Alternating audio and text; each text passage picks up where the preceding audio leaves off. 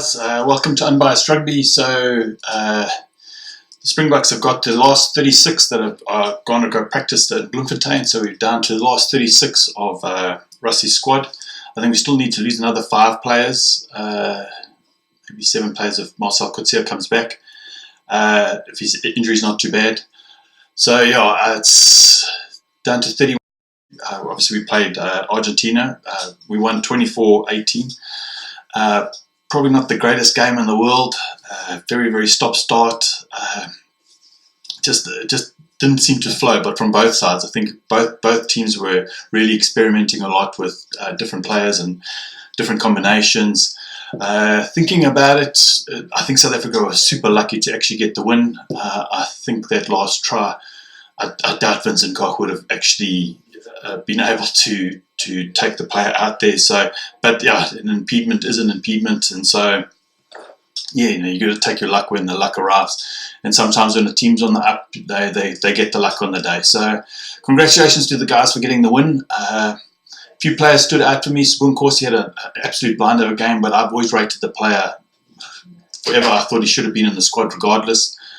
Some of the players that were a little bit iffy for me, I thought Kobus Reinach didn't have such a great game, but I think that was just first game of the season for him.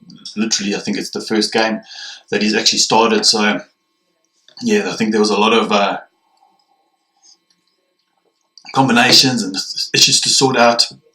The centre pairing with Estes and Jesse Kriel still not my favourite, but yeah, we'll discuss that a little bit later. But yeah, it was a fairly lackluster performance from both sides.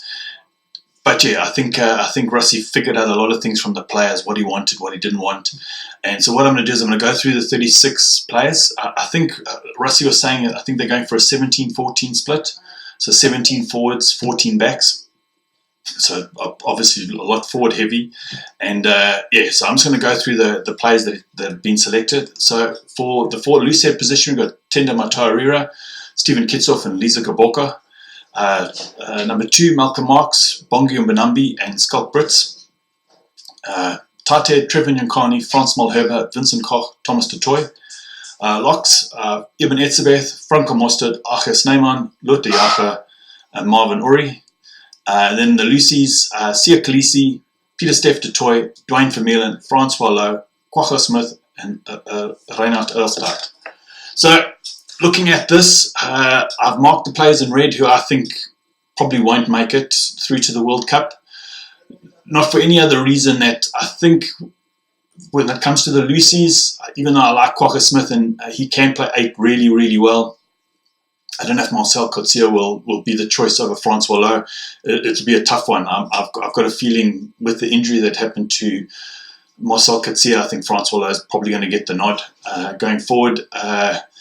And then Franco Mostert can play. I think he can play 6. So I think that's the cover for it. So the players in red I've basically said won't be going. Then it's all going to depend on is RWC going to take 5 props, 2 loose heads and 3 tight heads, or is he going to take 6 props? I think that's going to be the big thing if Lisa Gabonga goes.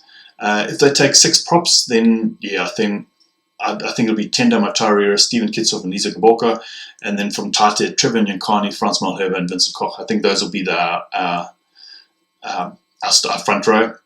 Now, here comes the big one. This is a really big call for me. I think Ibn Etzebeth and Franco Mostert will definitely get a shoe-in. I'm just not sure between the other 3. The money will probably be on Marvin Uri going, and yeah, if Lisa Gabonga stays, then we've got to find another player that has to be gone from here, and yeah, it'll either be Lotte Jager or Ache Snyman. But yeah, it really depends on the kind of makeup that RWC wants to have for the side. So yeah, that's my 2 cents. I think for the really big games, the starting will be Tenda Mataurira and Stephen Kitsoff, Trevor Nyankani, Frans Malherbe, Malcolm Marx, Bongi, Ibn Etzebeth, Franco Mostert, Sia Khaleesi, Peter Steph du Toit, and Dwayne Vermeulen. And then for the smaller matches, maybe Italy. I see in the paper that Italy think they're gonna target South Africa in this game. I think South Africa is not the same side they were 2 years ago, and I think it's going to be fairly tough for for Italy to take it. But I think with the Namibian game and the Canada game, I think well, they'll probably start different players for those tests. But yeah, I'm looking at that. I'm pretty happy. I think that's a really good squad.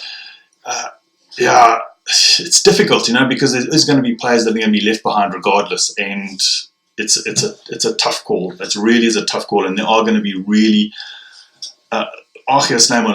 one of them is going to be staying behind. I see Frank Mostert going. I think he's got the stamina to go for the entire World Cup. So yeah, it's a tough call, and that's going to be a really, really tough call. So I don't want to be in Russie's shoes for that. Next, I'm going to go through the backs. So 9, we've got Faf de Klerk, Herschel Yankees, Kobus Reinach. Then it's first 5 or number 10 or fly half. I'll probably call it fly half because South African. Andre Pollard and Elton Yankees. I don't think they're going to take a third fly half. I think they'll take a third scrum half because I think Frans Steyn can cover 10 in a pinch. Then the centres, Lukhanyo Am, Damon de Allende, Andre Estes and Jesse Kriel, Frans Steyn. Then the outside, the wingers, we've got Cheslin Colby, Makazola and Pimpi, Sibu Nkosi. And then our 8s, we've got Billy Leroux and Warwick Galant. The player that I think is going to be dropped because we only need to lose one back player to get to the 14, I think is going to be Andre Estes. And I think Damon de Allende brings something a little bit more than Andre Estes, and they're both very, very similar kind of players. But I see Damon de Allende and Lukhanyo Am being our starting centres. I honestly feel that Lukhanyo Am is the pivot for our defensive system in the back. And even though I like Jesse Kriel, and I think he can run the defensive system, and I think he can run it in he's an exceptional 13, and any country in the world would be happy to have him. I just think Lukhanyo Am he has to be there for the defensive system. Faf de Klerk's going to be our starting scrum half, and I think Herschel Yankees is on absolute brilliant form. Bring him on the last 20 minutes, and I think he'll bring something special. Andre Pollard is an absolute must. We cannot lose Andre Pollard. He is by far one of the best 10s in the world, and if we lost him, we'd be in a serious trouble. Elton Yankees is good, but he's not on the same level as Andre Pollard. Outside the wingers, I think we've got an absolute. I think that's brilliant. Cheslin Colby, Makazola and Pimpi and Sibu Nkosi. I think we've really got. Actually, I was watching Nick Mallet, and he was saying they might not take Kobus Reinach because Cheslin Colby could cover 9 in a pinch, and then take more centres. But I'd rather take 3 specialist 9s. That's just me. Imagine you getting to like the semi-finals and the finals. I don't really want to have Cheslin Colby stepping up into the 9 position. He's only played there once in internationals. Billy Leroux is still playing himself into form. I think he's slowly getting there. He has slowly improved over the year. But I think by the time he gets to the World Cup, I think he'll really start. Warwick Galant, I don't think there's another 15. Maybe Damien Willemse, if he was not injured, I think he would have been on the plane. But Warwick Galant, he still needs to just settle down a little bit, and it's going to be quite difficult because there's not a hell of a lot of caps in the backs at all, except for Billy Leroux. So yeah, I'm just hoping when Warwick comes on, he gets a little bit of game time, and he can learn to just like control it a little bit. But yeah, guys, I think that's the squads. I think we're getting very, very close to the 31 that are going to be going to the World Cup. I think there's still going to be a lot of conditioning for the players that are left behind in case there's an injury out in Japan. But yeah, I just have a feeling that we're going to take 6 props. I just have that feeling that it's going to happen, because if we've got to play New Zealand, if we lose that game, then we'll play Ireland, England. So there's a hell of a lot of attrition on the props during the World Cup. But yeah, guys, that's the squad. Those are the players that I think are going to be dropped by hook or by crook. What are your guys' opinions on that?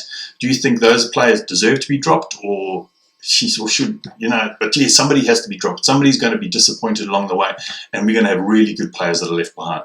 But listen, guys, I hope you guys have an absolutely wonderful week. Chat soon. Cheers. Bye.